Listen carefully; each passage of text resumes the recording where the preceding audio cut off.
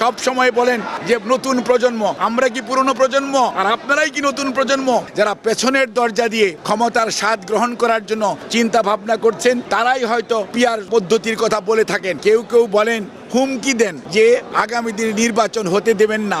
মনে হচ্ছে সেই স্বৈরাচারের যে আচরণ ছিল, স্বৈরাচারের যে কথা ছিল, সেই ধরনের কথার পদধ্বনি আমরা শুনতে পাই। সেজন্যই আজকে আমরা আশঙ্কিত হই অনেক সময় যে নির্বাচন নিয়ে ষড়যন্ত্র হচ্ছে। কেউ কেউ বলার চেষ্টা করেন প্রধান উপদেষ্টা মহোদয় তো প্রধান নির্বাচন কমিশনার ও নির্বাচন কমিশনকে বলে দিয়েছেন ফেব্রুয়ারির মধ্যভাগের মধ্যে নির্বাচন সম্পন্ন করতে। আর যখন আমরা শুনতে পাই সরকারের একটি অংশ এখনো যারা সরকারের সাথে সম্পৃক্ত আছেন সেই অংশের পক্ষ থেকে কেউ কেউ যখন বলেন নির্বাচন এটা না করলে হতে দিব না, ওটা না করলে হতে দিব না, আবার গণতন্ত্রের কথা বলবেন। এই দেশের মানুষ গণতন্ত্রগামী মানুষ। এই দেশের মানুষ জানতে চায় তার প্রতিনিধিকে, তাদেরকে সরাসরি দেখতে চায়। এই দেশের মানুষ পিআর সিস্টেম কি সেটি কোনোদিন প্র্যাকটিস করেও নাই, সেটি জানেও না। পৃথিবীর অনেক দেশে পিআর আছে, নন পিআর আছে, বাট সবচেয়ে বড় গণতান্ত্রিক দেশ হচ্ছে আপনার ভারত, তারপরে বলেন ইউকে, তারপরে বলেন ইউএসএ।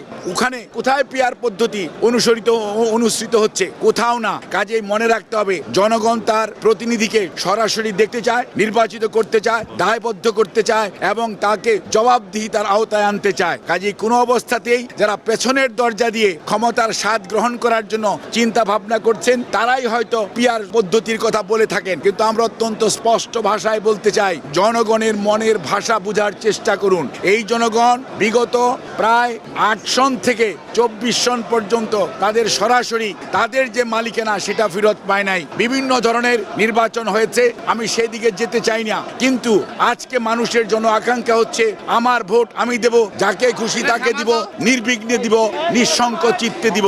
কাজেই যারা আজকে ধমক দেন নির্বাচন হতে দিবেন না, তারা কি ভেবে দেখেছেন জনগণ কি এটা চায়? জনসমর্থন কি এটাতে আছে?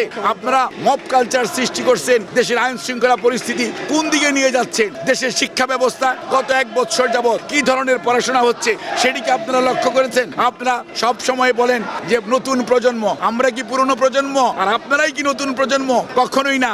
মনে রাখবেন ঢাকা বিশ্ববিদ্যালয় যখন জুলাই 24-এ বন্ধ হয়ে গিয়েছিল তখন অনেকেই আন্দোলন ক্ষান্ত দিয়ে বাড়িতে চলে গিয়েছিলেন। এই বাংলাদেশের বেসরকারি বিশ্ববিদ্যালয় এবং পাবলিক বিশ্ববিদ্যালয় ঢাকার বাইরে যারা ছিল, ছাত্র জনতা, রাজনৈতিক নেতৃবৃন্দ সবাই ঐক্যবদ্ধভাবে সেই আন্দোলনকে টেনে নিয়ে গেছে। সেই আন্দোলন 5ই আগস্ট তার কাঙ্ক্ষিত ফল অর্জন করতে পেরেছে এবং স্বৈরাচার পালিয়ে গেছে। কাজেই এটি ঐক্যবদ্ধ জনতার আন্দোলন, ঐক্যবদ্ধ ছাত্র জনতার আন্দোলন, কোনো একক গোষ্ঠীর এই আন্দোলন নয়। কাজেই কেউ কোনো অবস্থাতেই ধমক দিয়ে বাংলাদেশের মানুষকে দাবিয়ে রাখবেন। ইতিহাস শিক্ষা দেয় যারা 73-এও ছিলেন তারাও যেমন দাবিয়ে রাখতে পারেন নাই, আর বিগত স্বৈরাচার অনেক ধমক, অনেক প্রশাসন, অনেক আইন শৃঙ্খলা রক্ষাকারী বাহিনী, অনেক গুম, অনেক শহীদ, অনেক পঙ্গুত্ব বরণ করিয়েছে, তারপরও বাংলাদেশের মানুষকে দাবিয়ে রাখা যায় নাই, ওনাদের শেষ রক্ষা হয় নাই। কাজে আমরা বলবো, আসেন আমরা সবাই মিলে ঐক্যবদ্ধভাবে যারা 24-এর যেই